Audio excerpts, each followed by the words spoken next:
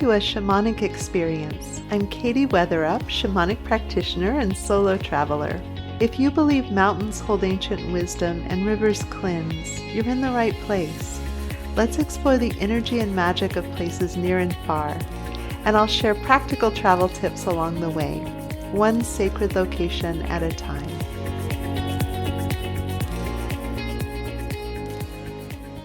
One of the magnificent places I've had the chance to visit is Peru.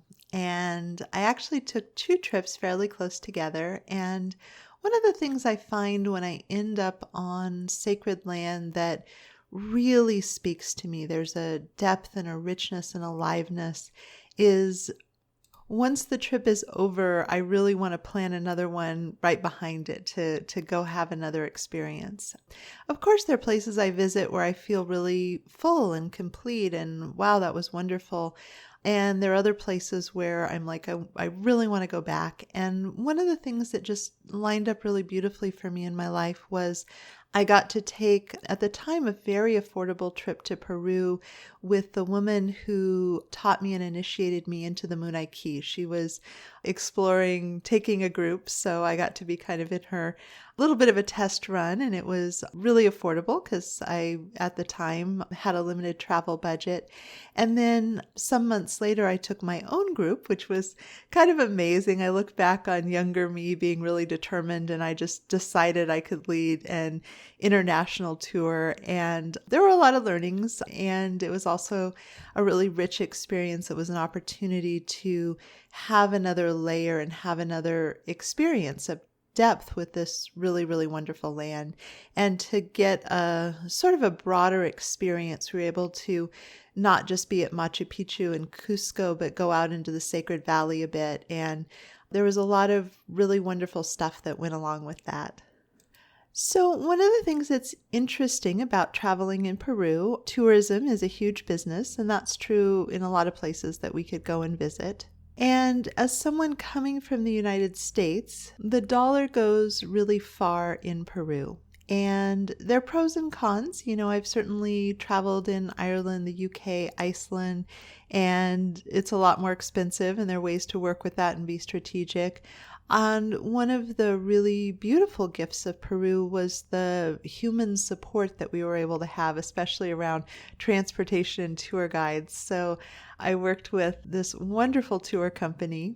I believe they were called Dos Manos, and we had a wonderful driver who took really good care of us. We were able to have a whole van when I organized the tour, and just a really caring, supportive tour guide. It was mostly women on the trip, and the tour guide just really took on this feeling of, I'm going to keep you safe, and I'm going to, create a good container, and I'm going to make sure you get to your bus on time. And there was just so much really kindness and care that was a really beautiful part of the experience.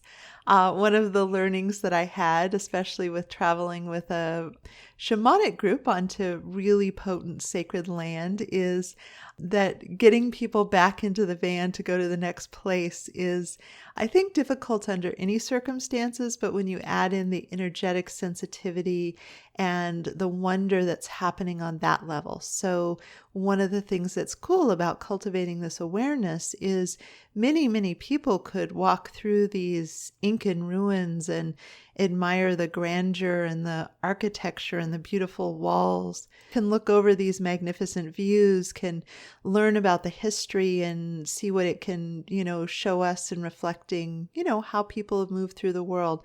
And all those levels are really cool. But our ancestors, and I use that loosely, kind of with all around the world, tended to build in places of power.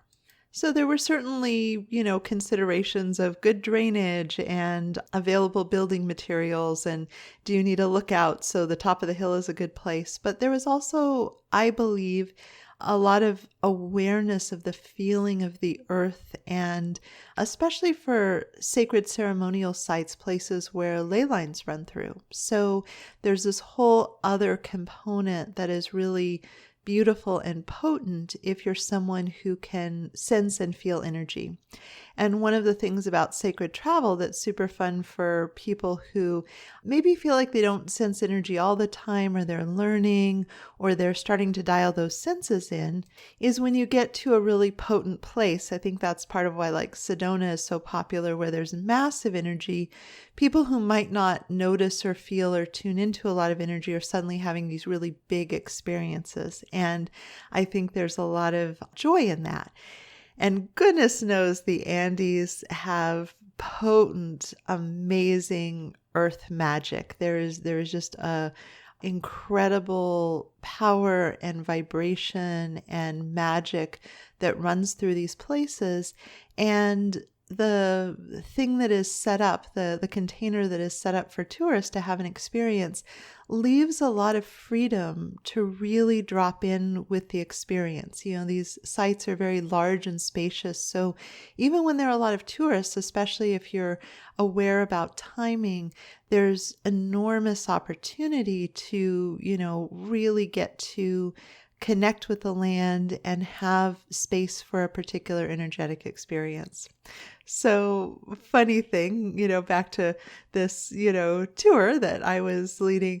I booked a half-day tour for the first day with this company, and we left at 10 in the morning and we got back well after dark. And the problem was just trying to get this handful of people back into the van, because someone would be lagging behind and then they would need a bathroom break. And then the next person would be like, well, if they're taking a bathroom break, I'm going to go buy this thing, or I'm going to take 3 more pictures.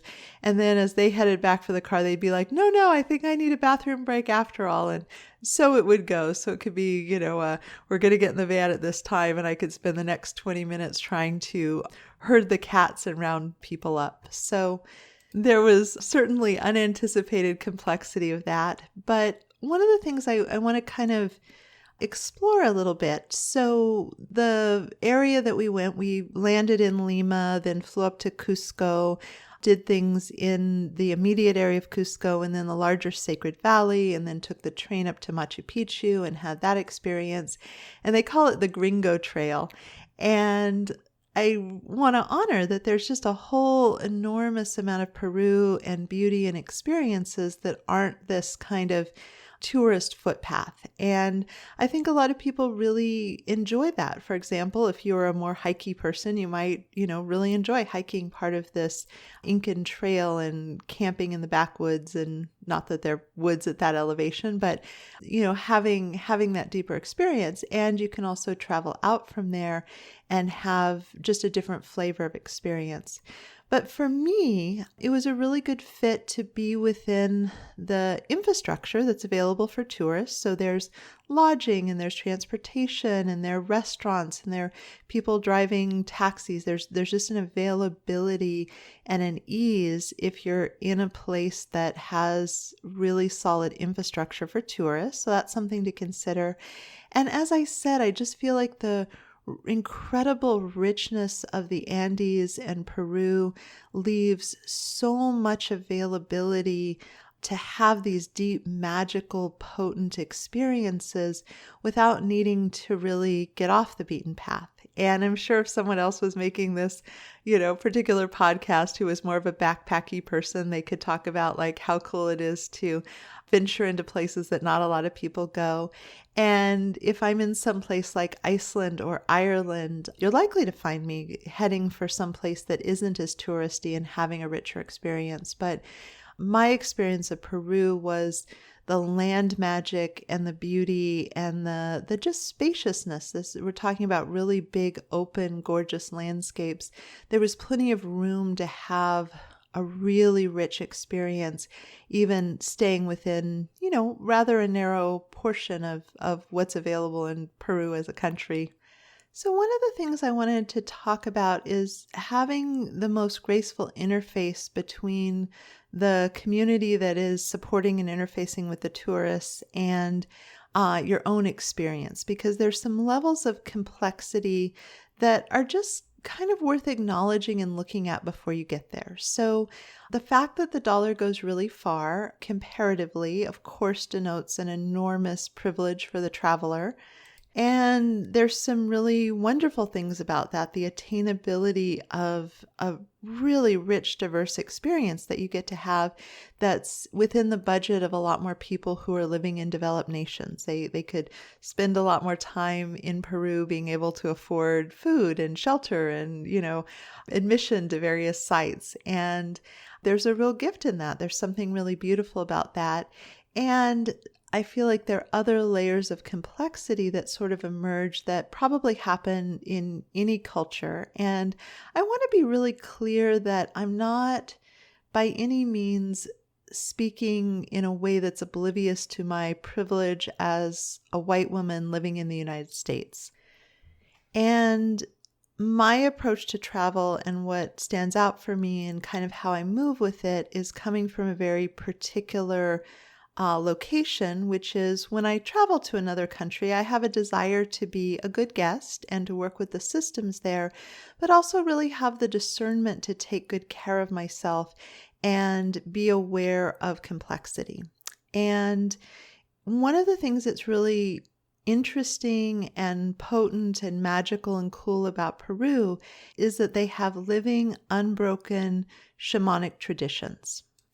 So most people would argue, from what I've seen, that if we go back far enough, our ancestors all had shamanic traditions. The view of the world is there's as much evidence as we can know of really early people painting things on the side of caves. There's an interpretation of prehistory and early history that says there's a universality to this worldview. And my shamanic practice comes from most originally Michael Harner's work, and he was an anthropologist who worked with indigenous cultures all over the world and found that there were these common threads that ran through these different shamanic cultures. So core concepts like power animals, using a drum beat or a rattle of a certain speed and frequency, soul retrieval, there were these core concepts. So he, in order to walk the complicated line between cultural appropriation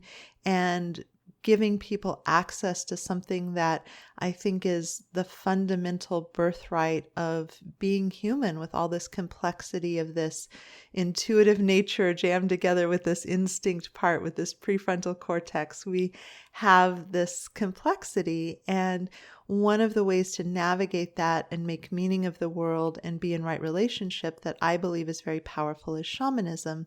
And I would argue that that's the birthright, whatever culture we're into, in a very deep way.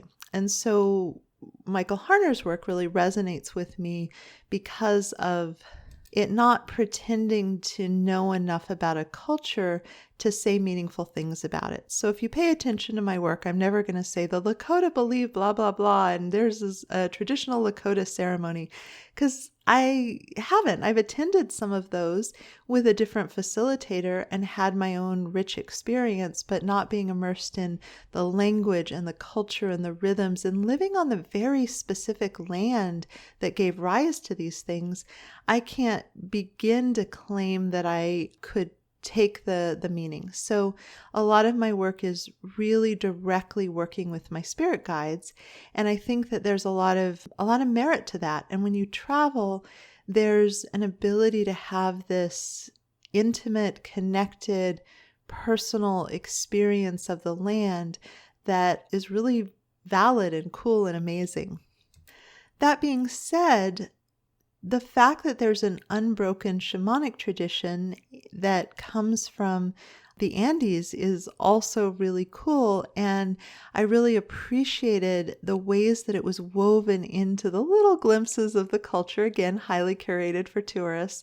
But the notion of me wanting to go to a sacred site and do a fire ceremony or participate in a fire ceremony there isn't going to raise eyebrows, if you're being an annoying tourist in some way, perhaps. But the sort of acceptance of the validity of fire ceremony as a useful tool in a significant percentage of the population is a really cool and magical and interesting aspect of the whole experience. And looking back, certainly Peru saw very difficult and painful times of colonization when the Spanish showed up. One of the things I love Iceland is it's one of the few places on the planet where the indigenous people weren't wiped out and colonized and had their land taken away. And Iceland was at one time a colony, and there were a lot of hardships with that. But the indigenous people having their land taken away, Iceland is one of the places on the planet that doesn't have that woven into the fabric of the story. So acknowledging that, but at the same time, there was this opportunity for the very, very hardy to retreat higher into the Andes. And the Spanish and their horses just couldn't deal with that level of elevation. So they focused their colonizing efforts at lower elevations. And as a result, there's this unbroken tradition that we just don't have in the same way in the United States. And that was as I'm sure you know, a very conscious and deliberate campaign. And so it's not that some rituals haven't been handed down, but there was a lot of imposition of strategies meant to disrupt the culture, that there are pockets and spaces where that didn't happen in the same way in Peru, which is a really potent and amazing thing. So one of my highlights of travel memories is, like I said, the first trip I took with the gal who she had trained with Alberto Violdo and taught me the Munai-ki, both how receiving the rites and then how to pass them, which was wonderful. The Munai-ki that's been taken from Peru and brought to the United States doesn't particularly resemble the rites as closely as maybe is sometimes represented. So I just want to acknowledge that, again, it's a very adjusted and updated kind of thing, but still it was very, very potent energetic activations. And because of kind of this network, there was a local shaman who came to the hostel that we were staying with and did an Aini Despacho ceremony. And it was really beautiful and potent and magical. And I just feel really grateful that I got to experience it. And the cloth I have from my personal mesa was one that he brought with him. Part of his community had created it. And I just felt so clearly that this was an object that was really the right thing for me in connecting with that medicine bundle kind of energy. But one of the things that I think is really useful to know if you're traveling there as someone who's been immersed in the mainstream culture of a modern technological developed country. So I'm saying that in kind of an interesting way. But for those of us who kind of had not that there's ever really a standard like United States middle class upbringing, but that kind of worldview, it can be really easy to kind of romanticize this experience of Peruvian society or parts of Peruvian society, because it's certainly not true for everyone, that have their shamanic traditions woven into their continued day-to-day experience. This concept of honoring the mountains and Aini or right relationship and having ritual be part of how they move through the world and paying attention to the relationship to the natural world. These are some really, really cool, amazing, neat things. And at the same time, it's worth noting that one of the threads that weaves through this unbroken shamanic tradition is that the relationship of traditional shamanism, when you start to go into the indigenous cultures, they have a lot more engagement with black magic than the neo-shamanism. So if you start to talk to kind of people who are in the neo-magical practices, so if you're going to your local metaphysical store and attending a solstice ritual, there's a lot of ethos in the modern Wiccan community, for example, of do what you will as long as it harms none. And I certainly am incredibly passionate about the ethics of not using energy non-consensually to manipulate, to harm. I have a huge soapbox about how deeply important this is for your outcomes. And it's generally, agreed on in the communities and the people that I interface with in my practice.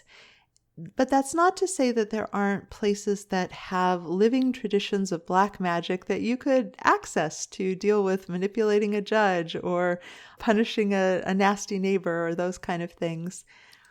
In my client base, the vast majority of the time, we're dealing with people who are just messy with their energy. So an ex who's really obsessed with someone, who's really indignant and mad about, whatever happened, who's just energetically messy. And they start throwing energy around, and they're not lighting black candles or doing rituals, but there's still a really important need, I believe, for the modern energetically sensitive person to just have really good boundaries and protections and to walk with protection, because people are messy with their energy and loud with their energy, and your ability to stay embodied and present and do you and be the force that acts on the world around you rather than being acted upon by it is really supported by this sort of fundamental mastery. So I have a whole program, my energy body illumination, that really is like the manual that I wish I'd had from like the ages of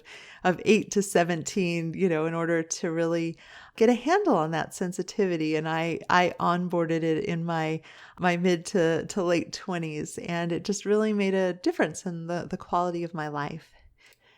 But it looks a little bit different when you have those kind of magical traditions. And I don't want to make anybody wrong or bad. So for example, if you start to look at some of the voodoo culture that really how it showed up in the United States was honed in times of slavery, I would be very reluctant to have anything whatsoever to say about someone who had been in the conditions of slavery in the United States, who were doing black magic for binding and thwarting these people who were in this horrific system of control. And similarly, if you were, in warfare with tribes, so let's go back to the pre-Columbus days, there are traditions. If you can steal the soul or essence of the most powerful warrior, it's going to be a lot easier to go to battle with another tribe, for example. So in modern soul retrieval, when I do soul retrieval and I'm getting a soul part back that someone else has taken, it's almost always a case of they know not what they do. They have no idea that they accidentally grabbed a piece of someone else's essence to try to fill a hole inside of them. So the way that I work with getting the soul parts back looks really different than a traditional shaman who is dealing with trickery and magical warfare and battles and all of those kind of things. So I don't want to say that it's the dominant theme or a pervasive theme, but one of the things to have discernment and awareness about is that one of the threads that runs through this living shamanic tradition is black magic and manipulative magic. So, for example, I would kind of lump in the never ever okay if you tried to do a love spell to make Johnny fall in love with you because it's manipulative and it overrides free will. But there's also, the whole he done me wrong and he cheated with someone. So, may his, I'm sticking pins in a voodoo doll kind of thing. And you could differentiate those. I kind of lump them together as horrible idea, not okay, never justified.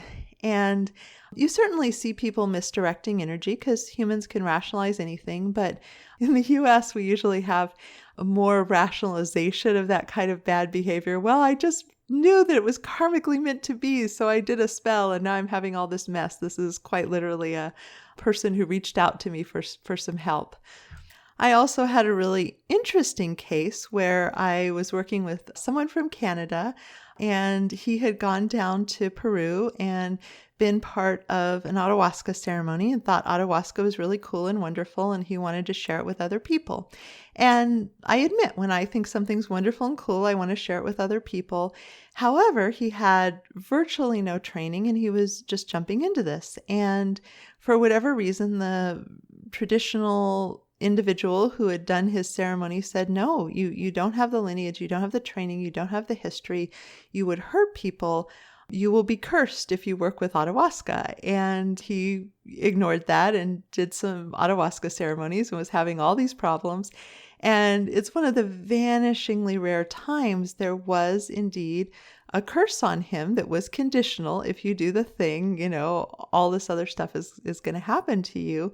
And it was really interesting. I felt really ambivalent because I didn't disagree about the potential for him to do harm. And it was just a really interesting kind of experience where, somebody really wanted me to remove this thing. And I don't believe in cursing people.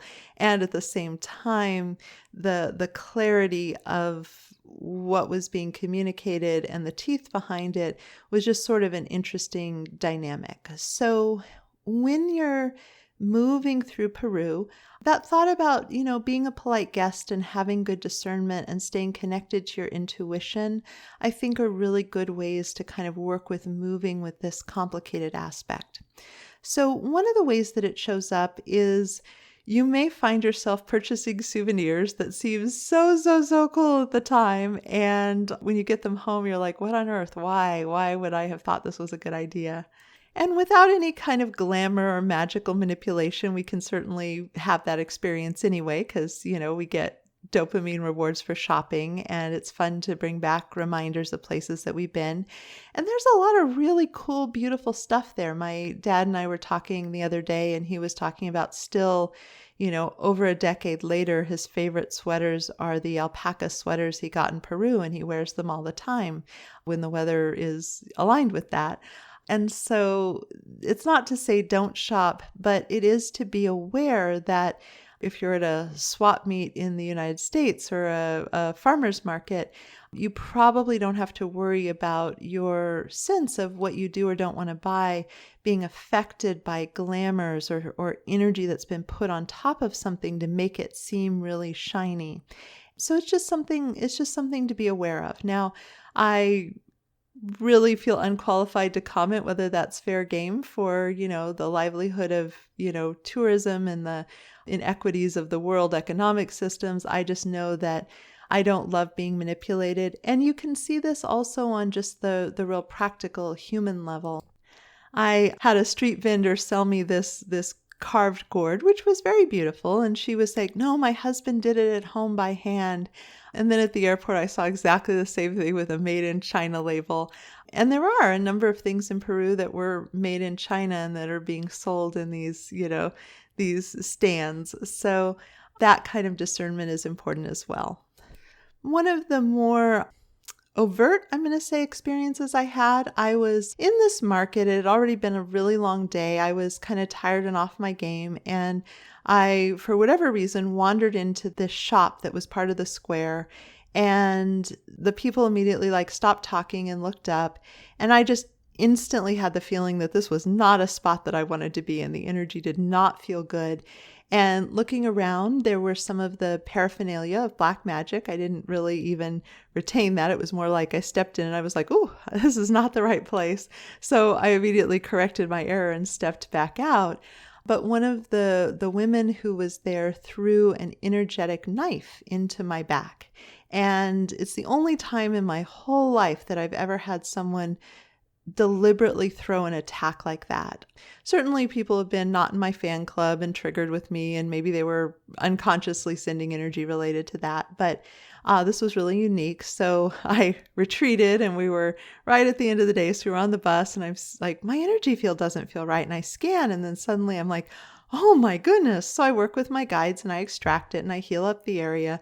No big deal. 2 minutes later, everything's fine, except my sense of righteous indignation. Like, no, that was rotten. And the guides are like, honey, you really, really, really do not want to create any kind of energetic engagement with someone who professionally for a living can be paid to curse people and was willing to do this to a random tourist who just, probably walked past some boundaries and barriers that were meant to keep people out who didn't belong. And I don't know if I was just being oblivious, if I was following an intensity of energy without realizing the flavor, if my guides are like, hey, here's an interesting perspective. Who knows? It's a mystery.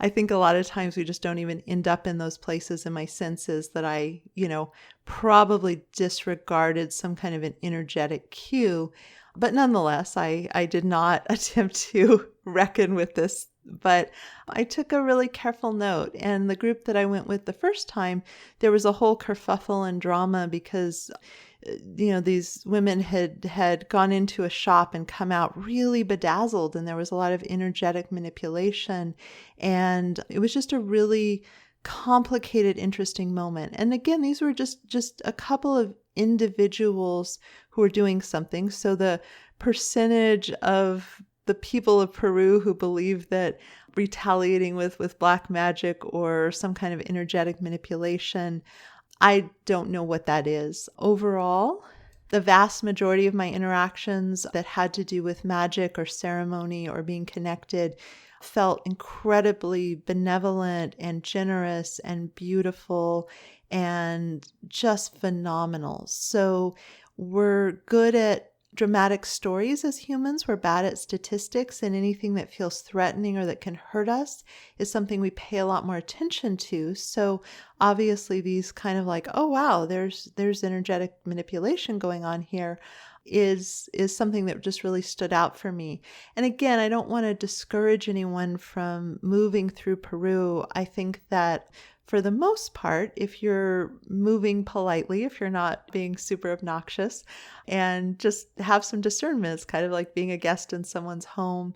There's a lot of space for your own really rich, beautiful experience. And a lot of people who I just genuinely think are doing the work of being in the tourist trade because they like meeting people and they're happy to chat with you while you look at their wares and have that interface. I obviously there's a vested interest in selling things, but I really, sometimes I felt a little pressured or people approaching you, but I certainly didn't find it, overwhelming. There was a lot of just really beautiful hand weavings and, wonderful things. So I just want to kind of leave you with that sense of discernment. I think overall, the richness and amazingness of access to a living, unbroken shamanic culture that is very generous was overall a really big win, and discernment is necessary. And one other area I want to mention on the subject of discernment is there's a lot of people who do plant medicine tourism. So they go down to Peru or somewhere like it to do ayahuasca.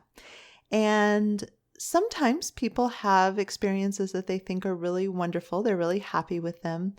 I've had a lot of experiences of people calling me after they had that experience because their outcomes are much, much worse on the other side. They're having entity experiences where they never did before. Their psychological health has been really disrupted in some way. Their anxiety has really gone up. And I'm super twitchy about plant medicine being done in not inside of a really effectively held container. And I get that, there's diversity, like people have free choice in this world. They get to choose their experiences. But for some of the same reasons that a doctor is upset about field surgery instead of surgery in a sterile environment, having these big groups of people and not a very strong container and going into sort of being cracked open, you can release a lot of old structured stuff that doesn't serve you, but a lot of times people don't get put back together properly afterwards, and they're vulnerable to the energetic intrusions of all this other stuff that other people are releasing. And I have a whole podcast on my Practical Shamanism podcast about ayahuasca and my thoughts on it and why it should be used moderately and conservatively. But one of the things to know about Peru is, just like the vendors who are standing in the square going, we have the best restaurant. We'll give you a hot deal. Come on over here. There's a lot of that happening. There's a lot of people who are like, hey, we know very little about ayahuasca, but here, big money, come over here and pull the tourists in. So the extreme need for discernment, if you're going to put yourself in a very vulnerable energetic situation of being cracked open, I just think is very, very important. I feel like people oftentimes neglect some of the healing modalities that aren't as shiny or flashy or dramatic, but are way more sustainable. And often with plant medicine, I think Westerners tend, with no preparation or very little, to do way higher doses than the indigenous people were doing back in the day, and way more close together. I had an interesting opportunity with the trip that I took the first time to Peru, because I was with a whole group that had just come off days and days of repeated ayahuasca journeys. And they all seemed pretty happy about the experience they had. But my experience of them as a group was definitely not of, spectacular enlightenment or egos not being a factor or awareness of participating. It wasn't that I, hated the group. There were certain members I liked better than others, but I certainly didn't find that post this experience they were, wow, this really, really, I could just so see you're luminous as a result of this, any more than I could with, pretty much any other group of people I've interfaced with. So there's just, if you think about, if you got a little bit energetically manipulated and you bought a $10 souvenir that you get home and you're like, wow, I don't even like this, because that kind of glamour energy doesn't hold up, that's a pretty benevolent. And I do think, that spending our dollars into the community is a good way to be a good guest. But it's really different if you get really cracked open and have soul loss and a bunch of energetic intrusions and not the right container for working with some of these really intense things.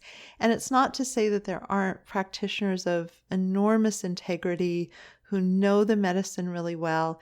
It's just that the vested interest, especially given that a lot of us in developed countries don't have a reference for the kind of poverty and the complexity of that people are navigating. So I don't want to frame this in some way of being like, how could they, lie about their experience with plant medicine and bring, unsuspecting people into an experience that could be very expensive to clean up on the other side for the individual. I really think that it would be inappropriate to put that accountability or to be in judgment. It's just that I want to share something really specific in service to the person who is likely listening to this. I imagine there's some similarity. Awesome if you're getting some value that you're still listening to me talk and we're in really different walks of life. But in going down there, the eyes wide open of the, tourists are fair game and parting them from their money in whatever way is fair game. I do think that at least on the Gringo Trail, the worry about being robbed is a lot less than it might be. I felt really safe while I was there. Certainly if you go to different other places, there's other information. For example, in Lima, we were told don't get into taxis offside out of the airport property. This is the company that's legit. If you get into someone else's, taxi, things could be dangerous. That being said, I, in the heat of the moment, disregarded that, got into a random taxi, got a really good fare, drove around Lima with my parents, had a great time. Absolutely nothing bad happened. So again, there's that dramatic story thing. And so I just think that staying in the discernment and staying in a certain awareness of those kind of things and just really pausing, because it's really easy to get intoxicated with this marvelous, magnificent, epic energy that really resides in this landscape of potent earth magic and beautiful culture and all of these experiences, and just sort of lose track of your discernment and your center and how best to move. And I don't think it's super high risk. I think that there's, for the most part, oh, okay, that was a discernment and a learning experience. And okay, I was sadder but wiser in some cases and mildly inconvenienced in others. So I don't want to make anyone afraid to travel to Peru. I just want to invite you to have that little bit of extra perspective that I think will just really streamline your experience for getting the richest, most beautiful experience out of your time there, and allow you to just sidestep some of the pitfalls that might be, something that wouldn't happen in another environment. Thank you so much for joining me. To learn more about me and my work, please visit my website at handsoverheart.com. There you can join my mailing list for access to free bonus content in the members-only area. If you've enjoyed this, please consider subscribing and leaving a review. It would help me out a lot. If you'd like to receive personal shamanic support from me and my team of guides, please consider joining my Patreon community. You'll find the link below. And again, thank you so much for listening. This is Katie Weatherup, wishing you wholeness and happiness.